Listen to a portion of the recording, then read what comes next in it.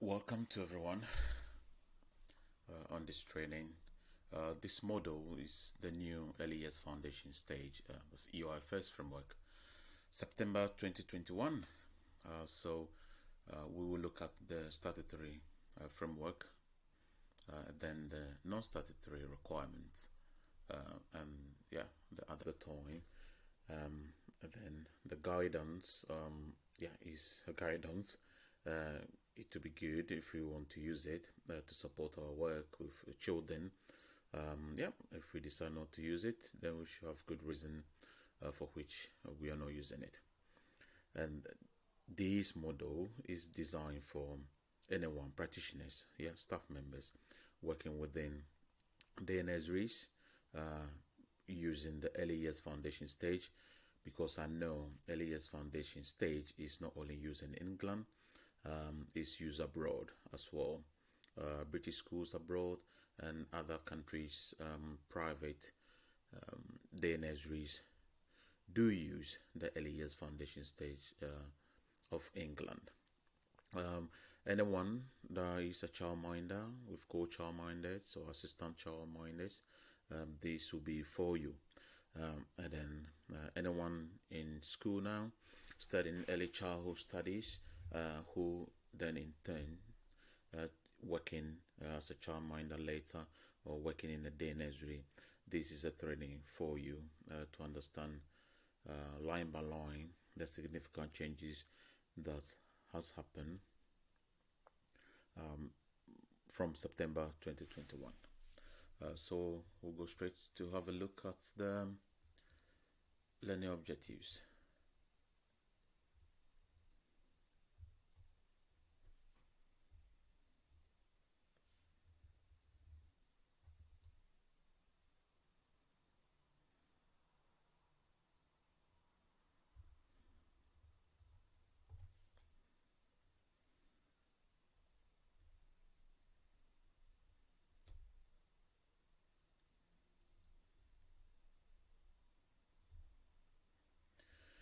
By the end of this lesson, you'll be able to understand one, that be aware of the significant changes in the statutory framework. That's the safeguarding, and then the welfare requirements, the learning and development requirements, and then development matters. And then this model will explore why the need for observation checkpoints and the scrapping of the age range development matters statements. You will be introduced to the 7 pillars of effective practice within the early years. Then be able to demonstrate an understanding of the EYFS 2021 with regards to expectations of planning and effective curriculum for each child and children's groups across early years settings. And then consider the importance of quality of education grade descriptor in light of the new reforms. The grade descriptor concerns Ofsted, what the expectations are over them in terms of determining, judging quality of it. It's more important than working with children. And then this comes straight from the development matters, the non-statutory guidance for the early years foundation stage 2021. Okay, so we'll dive straight into the changes that had happened. There are a few of them, and I'll try to bring them to your attention line by line, starting from the very beginning of the policy documents, the EYFS, the statutory guidance. So we used to have a local safeguarding children's board, LSCB, but now it is called local safeguarding partnership. Partnership, which is LSP. So we have partners now as far as safeguarding children at the borough level is concerned. It's good as a practitioner you are aware of these, but then in case of escalating any concerns that your management fail to deal with. But in all cases, or majority of cases, your DSO, the designated safeguarding lead, will have recourse to the LSP in terms of knowing the threshold for referrals being made to the borough. So it's good to have that as a knowledge for a practitioner, but in terms of the usage, your DSO will be more appropriate person to be making these referrals, unless in a situation where the DSO fail in their duty to deal with a concern that you have raised regarding children, and you would like to escalate that, depending on what your policy, your safeguarding policy says in your setting, or you want to call these people, the LSP, straight away at the council level, yes, you can do. Mostly from nurseries, you would have been calling the MASH team, the multidisciplinary hub, or professional hub, or initial, some people call it initial point of contact. And then I expect that in your nurseries, you have all of these names and contact numbers of people that you might need to speak with in terms of escalating concerns at the borough level. This information should be in your safeguarding policy folder, or some people display it either within the room, the home rooms itself, or in the toilet even, or in the staff room. Yep. Good. Number two, to safeguard children and practitioners online, providers will find it helpful to refer to safeguarding children and protecting professionals in early years setting, online safety consideration.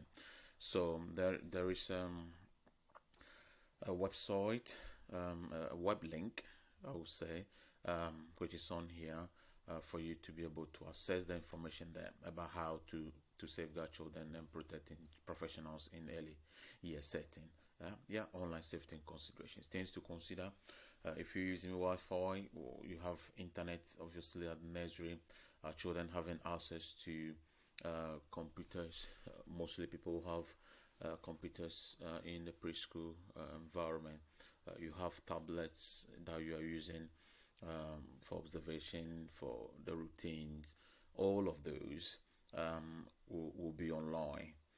So as much as possible, you want to be sure who is having access to what, and then how to protect that, and even how to ensure that parents are being supported in terms of their the internet they have at home, going online, and how their children are having access to these. So you might want to have a look at that and see how that fits into your practice in your setting. So there's a word change here. So in 3, that is likely to with me. Okay, so the relevant sentence reads: providers must have effective systems in place to ensure that practitioners and any other person who may have regular contact with children, including those living or working on the premises, are suitable. Okay, this change is to clarify that all people who may come into regular contact with children are included in this requirement, and is intended to assist providers in interpretation. You may have recall or remember that before now there has been disqualification by association. For instance, if within my household, if someone were disqualified, then I need to disclose that at work, disqualified from working with children, really. But then as time went on, it's become clear that if I live in a household with someone and that person has done something and then they are disqualified for working with children, that shouldn't necessarily mean that I can't work with children. So this qualification by association was then discontinued for non-domestic settings. Yeah, domestic settings, child-minders, pretty much people living within your address will be checked. But then as you go on, you see that people who are not having access to children at all, then they do not have to be checked. So number 4, suitable people are amended to clarify that criminal record check is not needed here. It's not needed for someone living on the premises by adding, unless there is no access to the part of the premises when and where children are cared for. So Ofsted carries out checks in respect of all providers on domestic premises rather than non-domestic premises. Yeah, so domestic is more of child minders, and then there are some childcare also actually happens in a domestic premises. But then non-domestic, mostly the nurseries that are not in people's homes. Yeah, so that's the classification about domestic and non-domestic. The amendment is to make clear that where there is no access to children by someone who lives on the premises, no criminal record check is required. Number 4, before an individual starts work with children, so that comes in a sentence which reads at the end of the first sentence, to become an individual before an individual has unsupervised contact with children.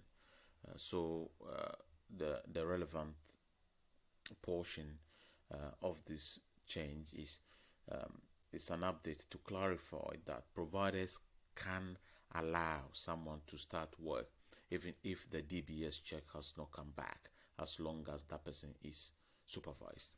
Okay, so if you employ new staff, they are able to start work before their DBS has returned. But then if they are working without the DBS being returned, then they must be supervised. You cannot leave the new staff unsupervised if the DBS hasn't cleared, hasn't been returned. Number 6, for childcare on non-domestic premises removed, the references to disqualification for a provider or a staff member who lives with a disqualified person, or because so this disqualification by association for non-domestic premises, that has been removed. It has removed some time ago. So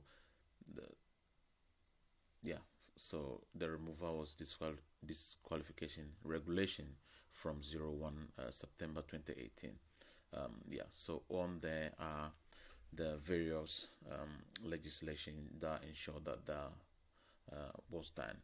So the childcare disqualification and childcare early years provision free of charge extended entitlement amendment regulation 2018. This update. So the update in the new curriculum is to bring things in line with the previous discontinuation of disassociation by or disqualification by association. Number 7, there's a change now.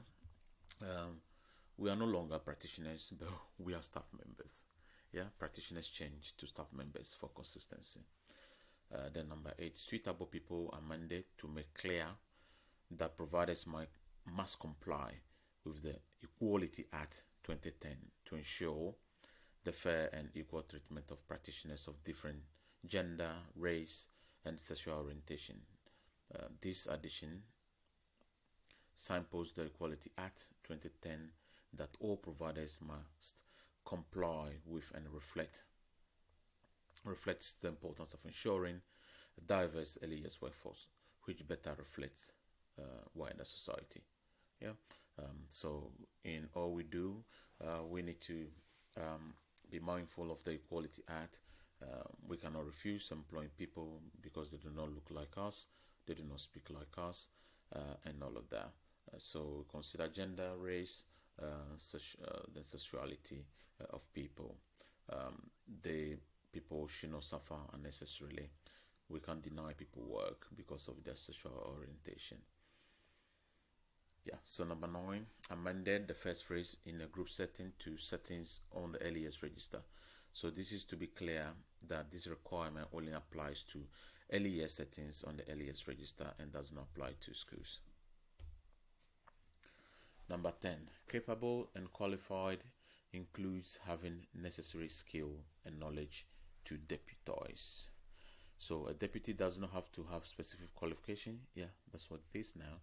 The deputies do not have to have any specific qualification. The EYFS makes clear that deputies are not required to have a specific qualification to take on this role. It is for the provider to use their judgment to determine capability. Yeah. In actual fact, everybody can be a deputy, provided the provider, the owner, the manager thinks that they are capable of being in charge, whilst the manager is not there or the provider is not there. But they do not particularly have to have any qualification. But I do know that, even in all of my nurseries that I've been before and even now, there's no way somebody's going to be in charge if it's not qualified level 3, at least, and then has had significant experience. And then the confidence. Really, I do not want to leave my nursery exposed by putting somebody in charge that I do not think capable, that is not aware of all of the issues to be able to deal with them when they do arise. Number 11, remove the phrase full and relevant in respect of qualifications and change to approved. Yeah, before now, we will say your qualification is full and relevant. Now it's changed to approved. And then there's a link on gov.uk, website for checking of approved certificates. So qualification must be approved by Department of Education. And then the qualification required for before and after school club and holiday provisions as well. So if you're in doubt, if you employ people, we need to make sure that the certificate that they brought to do the work is approved by Department of Education by going to the website and then checking this out. Number 12, makes clear that supervision of children includes whilst eating. The supervision of children whilst they are eating is important to help prevent choking and to detect signs of choking, so rapid action can be taken if needed. Yeah. So when children are eating now, place, staff will need to sit down. No walking about, standing on top of the children. You need to sit at the table with a child or children whilst they're having meals. So you got to be careful about this. It must be happening all of the time. The staff member or staff members are at the table whilst children are eating. 13, amended to clarify that 70-year-olds and students might be suitable, which means they must have obtained an enhanced criminal records check before being left unsupervised. Yeah, 70-year-olds and students, being it on placement, once they have any access to the children, they must have obtained an enhanced criminal record check before they can be left unsupervised. Number 14, it makes it clearer that for all providers, exception to ratios may be made exceptionally and where the quality of care and safety of children is maintained. This clarifies existing EYFS policy. Some providers reported needing further clarity on this. But I would say, under no circumstances should you be thinking of not complying with the ratios. You shouldn't be breaking the law in the first place. If there's exception being made for you here, I think at all time you should plan and you should ensure that you are meeting ratio, because it will just take something to happen whilst you are not in ratio, and then everything will unravel at the nursery. So this replaces reference to another suitable levels. Okay, another approved level 6 qualification. So when you check the government website, it's clear how to check certificates to make sure that people have approved qualifications. So that wording of suitable qualification is now approved qualification. This is to clarify that this refers to qualification level, practitioner level 6 qualification that has been approved by the FE to avoid the use of ambiguous terminology. Reception clause. So you are not in reception clause. I know you are aware that the EYFS ends at reception clause before year 1. So I will leave that. So 16, 17, the changes are for after school, before and after school clubs and reception class about their ratios. You do not need that now. Then 18, make clear that exceptions for 3, 4 and 5-year-olds in wraparound and school holiday care are examples of flexibility. Yeah, so there's a footnote to define what is meant by a school day. Yeah, what is meant by a school day. There has been confusion over the application of exceptions to child-minders ratios. This change is to add clarity. Yeah, child-minders who do not have children at the core of the day, but who have children after school, after 3 o'clock to 6, just a wraparound care. So there are some certain requirements, for instance, the learning and development requirements that they are not to be meeting. So 18 set that out clearly within the statutory framework. 19 made it clearer that childminders must not exceed 6 children under the age of 8 per adult. The ratio requirement is the most commonly asked question received by Ofsted. So they are just making it clear here now. And this changes to clarify existing policy. Exceptions to ratios for childminders are the flexible application of the ages of children allowed within the maximum of 6 children under the age of 6. Under no circumstances, if you are alone, you are a childminder, you are able to have more than 6 children under the age of 8. Then oral health, number 20, oral health added to current requirement to promote children's health. Yeah, this change is to make it an explicit requirement to promote the good oral health of children, and was consulted on alongside the wider reforms to the EYFS in 2029. So guys, we are now allowed or required to promote oral health. I know long time ago in the natural environment, we provided toothbrushes, toothpaste, all label in a cap for the children in the bathroom, and they do brush their teeth. But then now it's kind of been explicitly required. You do not have to brush their teeth because there are so many other things you can do. So within the curriculum, the EYFS statute guarantees, there is advice on there. There are so many things you can do. You do not have to brush their teeth. You can possibly be informed parents about this. You can get parents to register and have a dentist for their children. You can help to book appointment for parents and their children to attend the dentist to have children's teeth checked out. Yeah, you can have all of the necessary resources that will support brushing of teeth, learning to brush their teeth, and all of that. And you can do a research on these. If you have access to the internet, children can sit down, adult supervised to yeah. So there are so many ways. It doesn't necessarily have to be buying toothpaste and brushes and brushing children's teeth. 21, amended to further clarify that non-prescription medicines do not need a GP prescription before providers can administer them, and what constitutes non-prescription medicine. Yeah, so there's a British Medical Association guideline that set out what is prescription medicine and what is non-prescription medicine. And yeah, so basically anything that parent can get over the counter, then you are allowed, or you are required to be able to administer these. But of course, I know each nursery has their own policies on administration of medicine, and everything in between.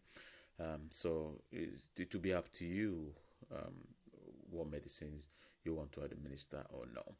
And clearly, if you're going to administer any medicine or any medication, if a parent brought in Nurofen, for instance, and they could get that over the counter, then you should have a good cause about why the child needs that.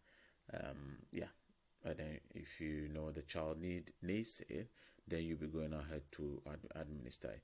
So just so you know that, then that will be back to higher management through policy to then be able to implement those changes. 22. There's an additional wording which added fresh drinking water must be available and accessible to children at all times. This cannot be any clearer.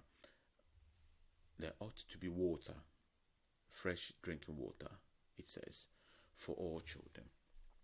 So if in the baby room you have beakers for them, beakers cannot be left up high that babies cannot reach it.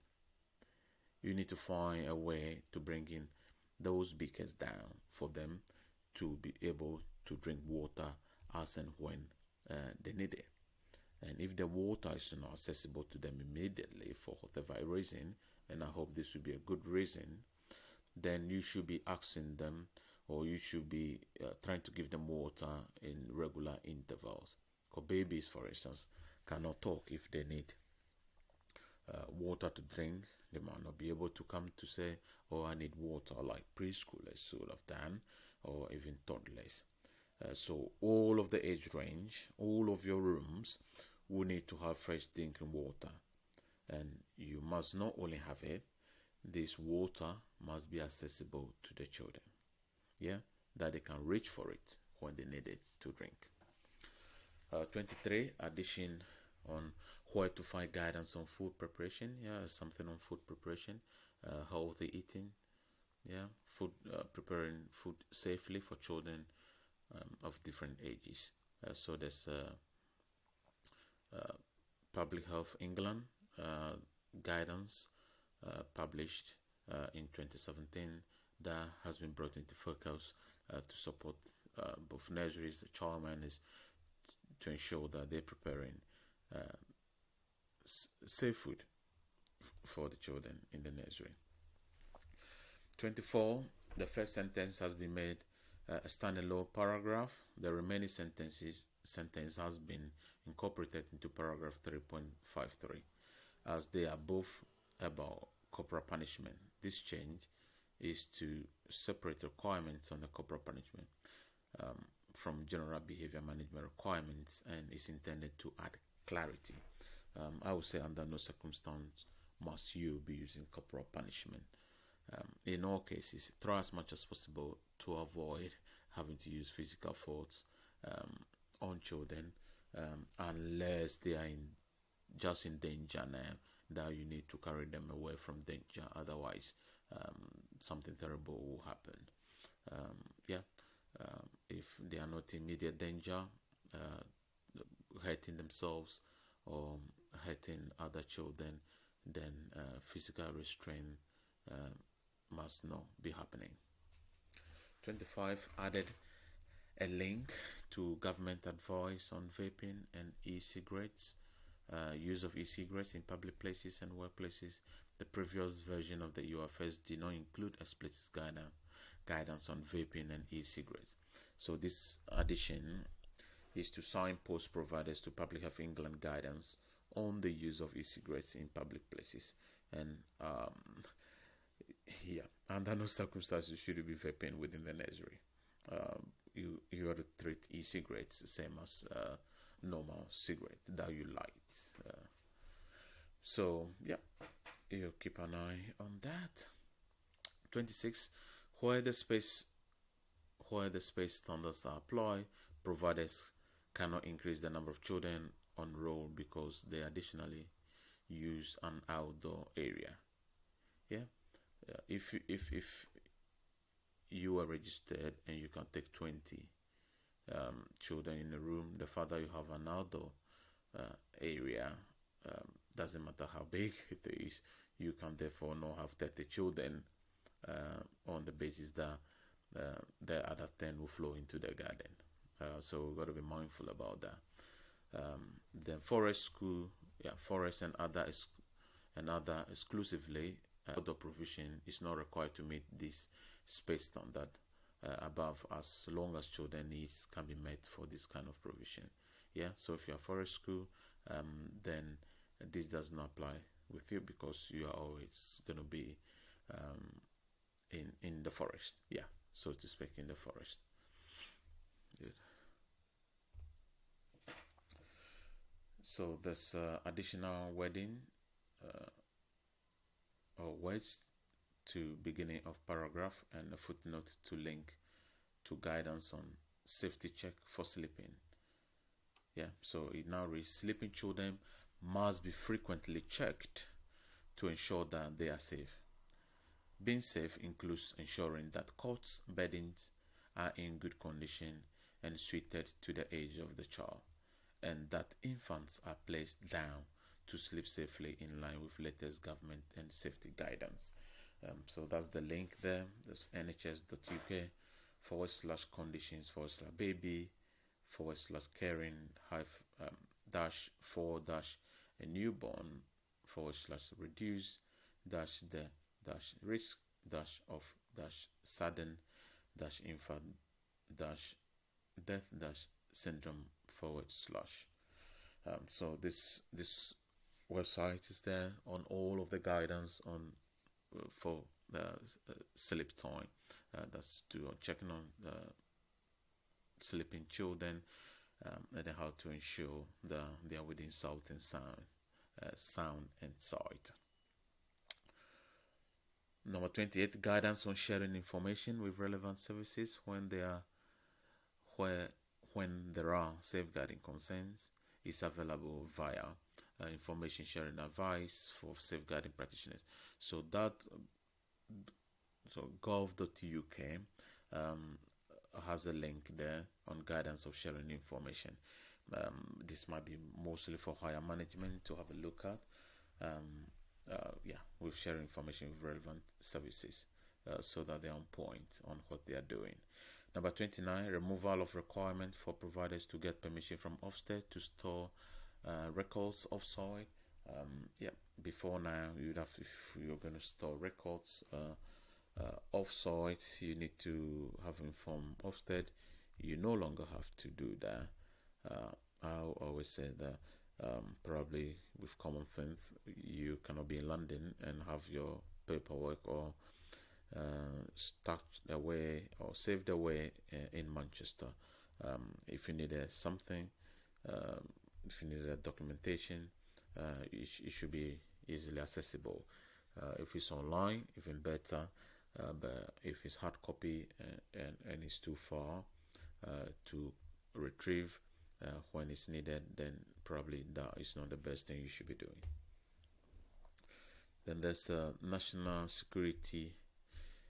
Cyber Security Center, NCSC, has published helpful guidance on cyber security. So there's a link there to support staff in the room situation to know what to look out for in ensuring that issues about using of internet and all of that within the nursery or within safe or safer even use. 31 added a paragraph explaining the EYFS sits along all the legal requirements which providers are still required to meet. This addition makes clear to providers that all the legislation applies alongside the EYFS. So if you take health and safety, risk assessment, fire evacuation, all of those are supported by specific legislations. If it's about recruitment of staff, there's a lot of regulation legislation that all impact on our work within the early years. And the EYFS, as our source document, in a way articulates all of these other legislation that helps our work in order that the children are kept safe, the children are learning and are thriving, and practitioners are be supported well in doing their work. 32 added that the emergency skills in the full pediatric first aid course should be delivered face to face. The footnote defines what face to face means. This amendment is to clarify that for full pediatric first aid courses, the emergency pediatric first aid skills should be delivered face to face and not virtually. Yeah, you need 12 hours of first aid training, pediatric first aid, and this can only be done face to face. It can be done over Zoom or Teams. You can't do this virtually. Yeah, you need to do first aid face to face, do all the practical bits that needed to be done in order that it's considered as full. So over here, yeah, I have two links, web links, for you to download the statutory framework of the EYFS, and then as well as the development matters documents, all compressed nicely, and then you can have that for your reference. Yeah, okay, we dealt with the status most significant changes within the statutory framework. Then next is what I would like you to remember, which is take notice on the statutory requirement.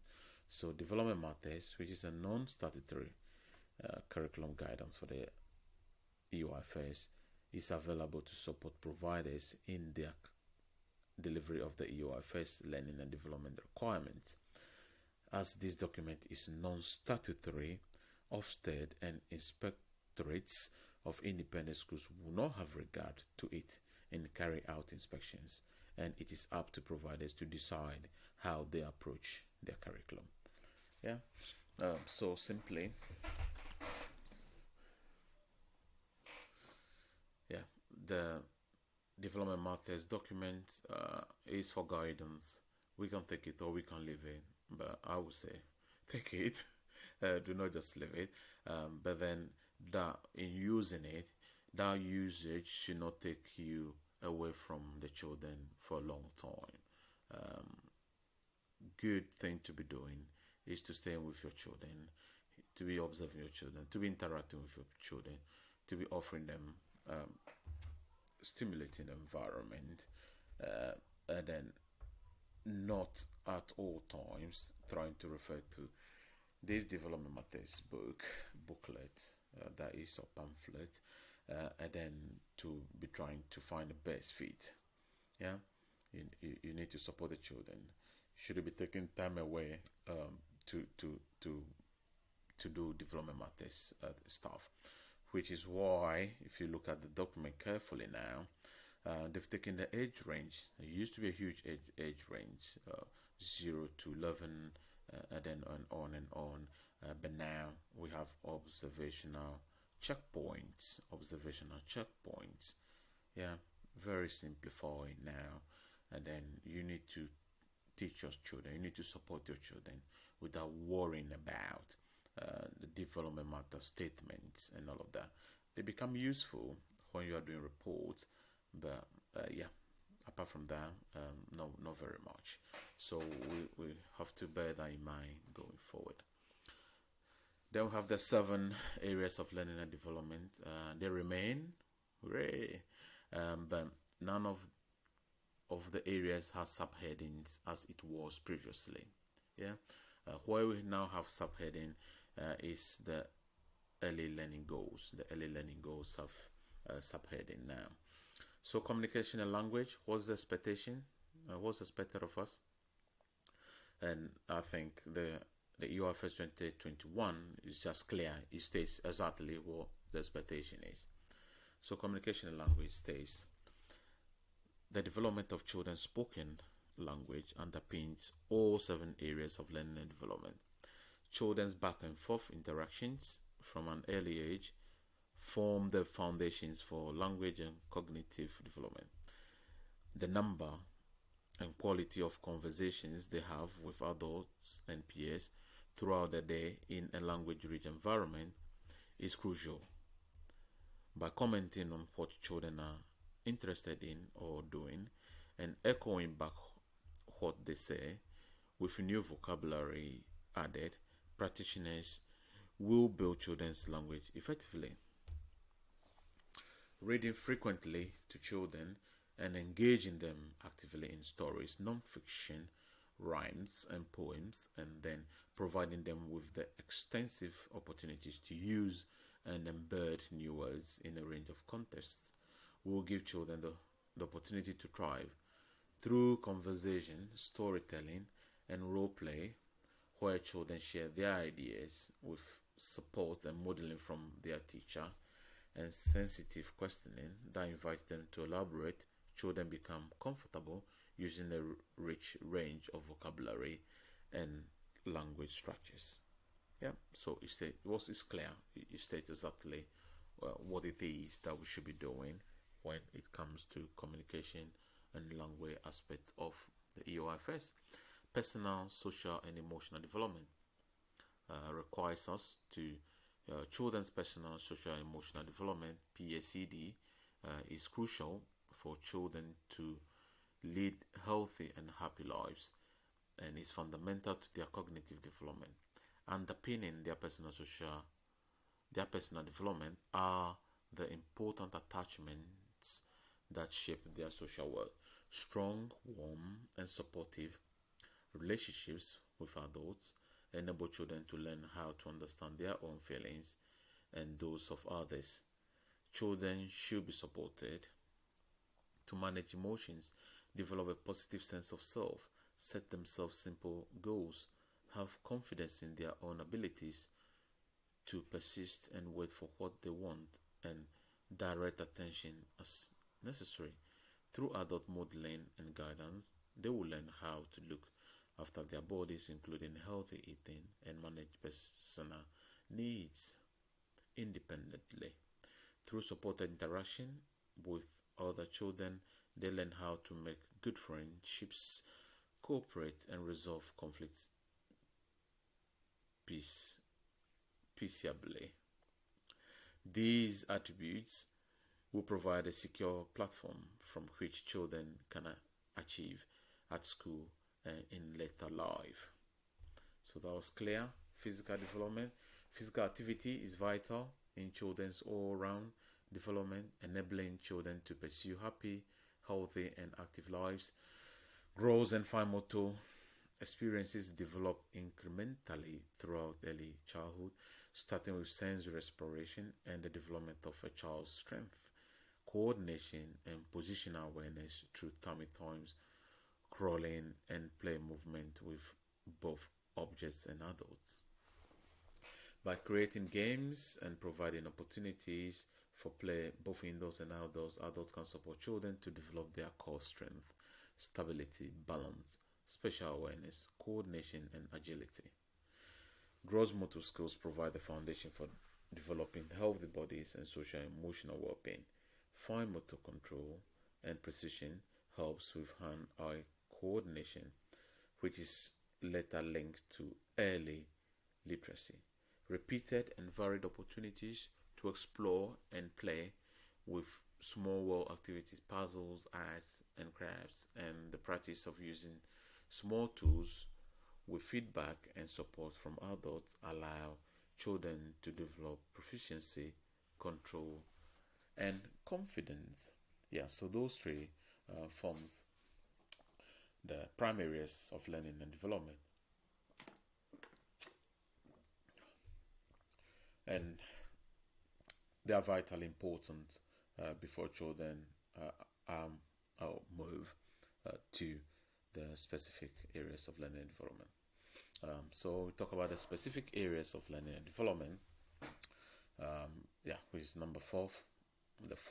Number four of all of the areas is literacy, and the curriculum provides now explicitly that it is crucial for children to develop a lifelong love of reading. Reading consists of two-dimensional language comprehension and word reading. Language comprehension, necessarily for both reading and writing, starts from birth. It only develops when adults talk with children about the world around them, and then the books, story, and non-fiction they read with them, and enjoy rhymes, poems, and songs together. Skill word reading, taught later, involves both the speedy working out of the pronunciation of unfamiliar printed words, thus decoding, and the speedy recognition of familiar printed words. Writing involves transcription, the spelling and handwriting, and composition, thus articulating ideas and structuring them in speech before writing. So here again, it's clear what we need to be doing with children. Mathematics, developing a strong grounding in number is essential so that all children develop the necessary building blocks to excel mathematically. Children should be able to count confidently, develop a deep understanding of the numbers to 10, the relationships between them and the patterns within these numbers, by providing frequent and varied opportunities to build and apply this understanding, such as using manipulative, including small pebbles and 10 frames of organized counting. Children will develop a secure base of knowledge and vocabulary from which mastery of mathematics is built. In addition, it is important that the curriculum includes rich opportunities for children to develop their spatial reasoning skills across all areas of mathematics, including shape, space, and measures. It is important that children develop positive attitudes and interest in mathematics, looks for patterns and relationships, spot connections, have a go, talk to adults and peers about what they notice, and not to be afraid to make mistakes. Understanding the world involves guiding children to make sense of their physical world and their community. The frequency and the range of children's personal experiences increases their knowledge and sense of world around them, from visiting parks, libraries, and museums to meeting important members of society such as police officers, nurses, and firefighters. In addition, listening to a broad selection of stories, non-fictions, rhymes, and poems will foster the understanding of our culturally, socially, technologically, and ecologically diverse world. As well as building important knowledge, this extends their familiarity with words that support understanding across domains, enriching and widening children's vocabulary will support letter reading and comprehension. That is so true. That is so true.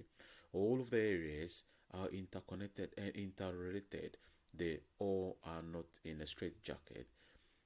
There's no compartmentalization of things here. You always need to consider the areas of learning and development as being integrated. So when you plan, you're planning whatever you do with the children will be meeting different number of ways, or different number of the areas, really. And it's going to be good practice that you thought about this beforehand. You thought about what you want children to know and to learn, and in organizing your activities, in organizing your room. That is at the forefront of your mind about what you want them to get from all of the things that you are providing, and then which areas that they need to develop in, really. Lastly, is expressive arts and designs. The development of children's artistic and cultural awareness supports their imagination and creativity.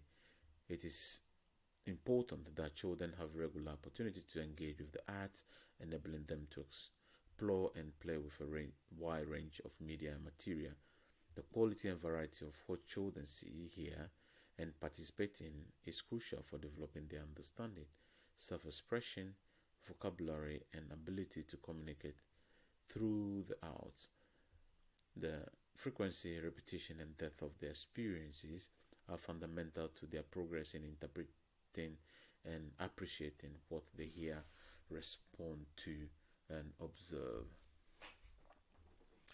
Yeah, so we have the subheadings for the 7 areas of learning development, which is the early learning goals now. These subheadings do not come directly under the various areas of learning and development. However, they do come under the early learning goals, as I said earlier. So that's the early learning goals. That's the level of development children should be expected to have attained by the end of the EYFS is defined as the early learning goals. Yeah. So and mind you, by the end of the EYFS is in reception class. Yeah, we always need to bear that in mind. So the ELGs, as the early learning goals, should not be used as a curriculum or in any way to limit the wide variety of rich experiences that are crucial to build or crucial to child development, from being read to frequently to playing with friends. Okay, that's one thing that was considered not very good, for which the development matters, the age range one that we had before were taken out, was people were using these as for planning. They use it as a curriculum. They lift a statement and then they just put it down as the curriculum. Now, it didn't work quite well by doing that. So the early learning goals is meant for the end of the reception class. Please be mindful about that. So instead, the early learning goals should support teachers to make a holistic, best fit judgment about a child's development and their readiness for year one. So various headings under the early learning goals are listed here. So for communication and language, we have listening, attention, and understanding, and then there's speaking. Personal, social, and emotional development, we have self-regulation, managing self, then building relationships. Physical development is all into 2 areas now. It's gross motor skills and fine motor skills.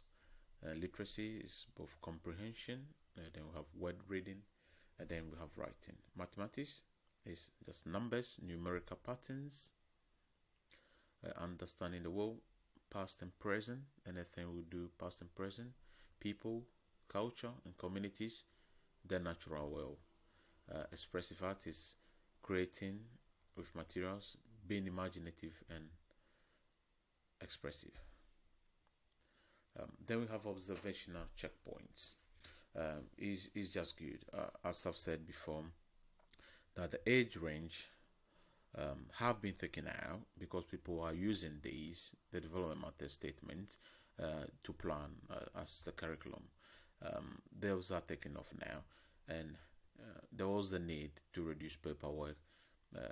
You need to stay with the children. You need to interact with the children. That was the most important thing, not all of the records that you kept for Ofsted. I don't even think that Ofsted was interested in looking at all of those sheet of papers or fancy apps that you've used to record all of these.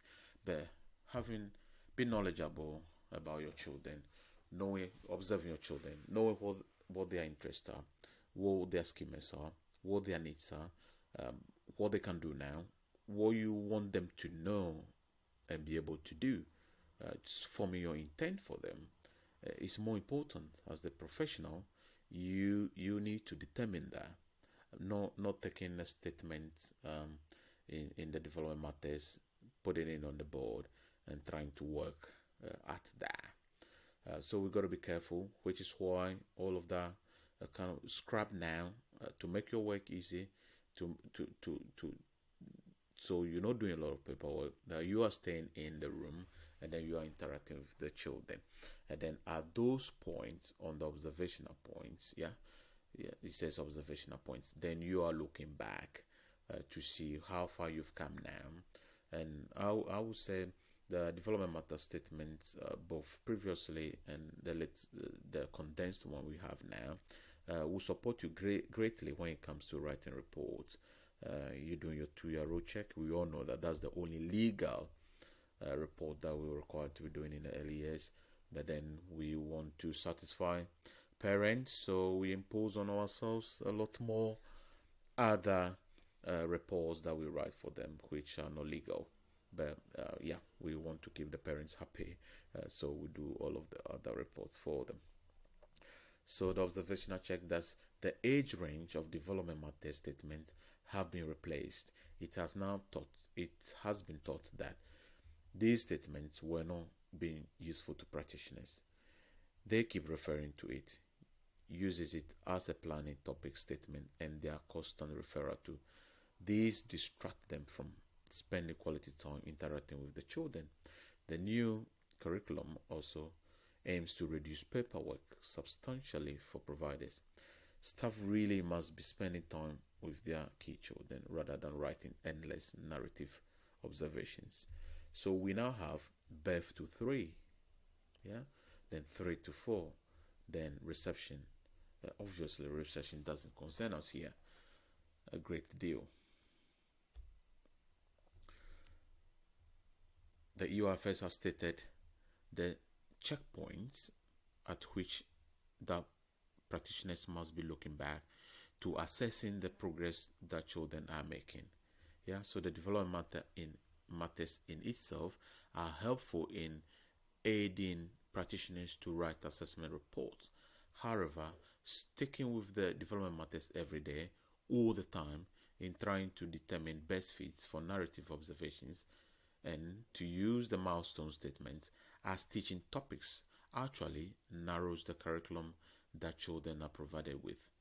We therefore will need to move away from this, which is what the development matter document is advocating, asking practitioners to create a broad curriculum for all children, which strictly speaking is beyond the scope of the development matters milestone.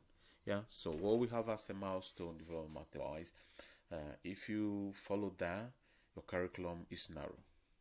You need to give your children wild enough experience. Your curriculum need to be broad.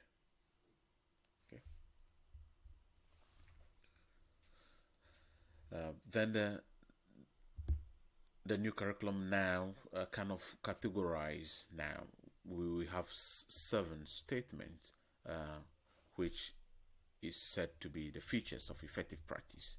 It's made clear now what is effective practice. So number 1 is the best for every child. The best for every child, and under that it has sub provisions. So all children, or beneath that is the explanation to what is the best for every child as a feature of effective practice. So all children deserve to have an equal chance of success. Then high quality early education is good for all children. It is especially important for children from disadvantaged backgrounds. And then when they start school, children from disadvantaged backgrounds on average 4 months behind their peers. We need to do more to narrow that gap. So children who have lived through difficult experiences can begin to grow stronger when they experience high quality early education and care. And high quality early education and care is inclusive. Children's special educational needs and disabilities, that's SEND, are identified quickly. All children promptly receive any extra help they need so they can progress well in their learning. So all of these points 1, 2, 3, 4, 5 are all under the best for every child. Then what is high quality care? as one of the features of effective practice. It says the child's experience must always be central to the thinking of every practitioner. Babies, toddlers, and young children thrive when they are loved and well cared for. High quality care is consistent. Every child or every practitioner needs to enjoy spending time with young children